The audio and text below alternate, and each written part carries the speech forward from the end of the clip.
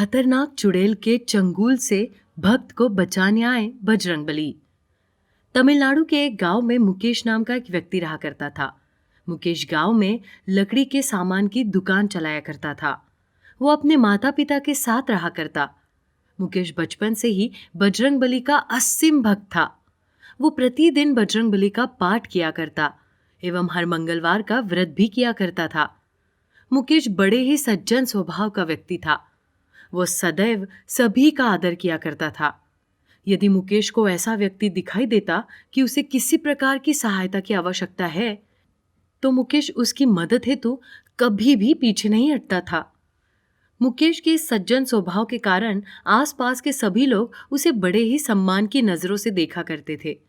मुकेश अपने माता पिता से बड़ा ही प्रेम किया करता। मुकेश का जीवन बड़ा ही सुखमय व्यतीत हो रहा था।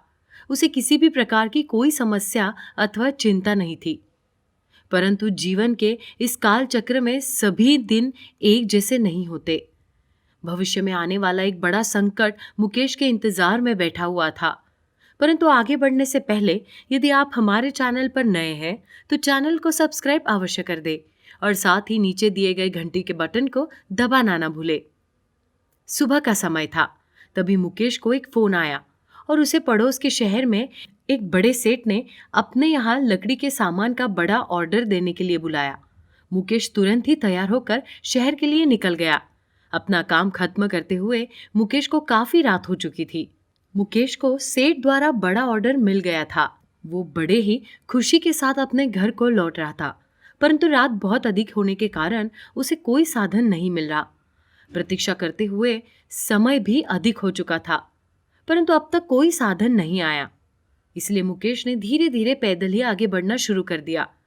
मुकेश को पैदल चलते हुए भी काफी समय हो चुका था।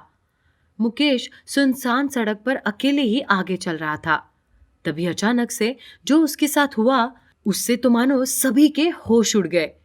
मुकेश जब आगे बढ़ रहा था तभी उसने देखा कि सड़क के किनारे पर से किसी व्यक्ति के रोने की आवाज आ रही है। मुकेश ने उधर जाकर देखा तो वहां कोई भी नहीं था। मुकेश को कुछ भी समझ नहीं आया कि उसका कोई भ्रम था या कोई व्यक्ति सच में वहां मौजूद था। ऐसे कई सवाल मन में लिए मुकेश आगे बढ़ रहा था। तभी उसने देखा कि सड़क पर बहुत सारा खून फैला हुआ है, जिसे देख पहले तो उसे लगा कि यहाँ अवश्य ही किसी का एक्सीडेंट हुआ है, परंतु आसपास खोजने के बाद उसे वहां कोई नहीं मिला। मुकेश इन सब चीजों को देख थोड़ा डर गया। मुकेश की चलने की रफ्तार भी थोड़ी तेज हो गई थी।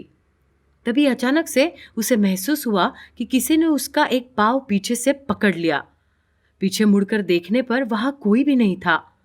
मुकेश आगे बढ़ने का प्रयास कर रहा था, परंतु आगे बढ़ने में पूर्ण रूप से असमर्थ था। मुकेश अथक प्रयासों के बाद भी आगे नहीं बढ़ पा रहा था और वो नीचे गिर गया। तभी उसे महसूस हुआ कि कोई अजीब अदृश्य शक्ति उसका गला दबा रही है। तभी खुद को इस हाल में पाकर मुकेश ने बजरंगबली का नाम लिया और उनसे ही मदद की गुहार लगाई। तभी वहां बड़ी तेजी से बिजली कड़की और कुछ ही समय में मुकेश को सड़क पर एक परछाई नजर आई, जिसकी विशाल देह थी, बलशाली भुजाएं, एक हाथ में गदा मौजूद है।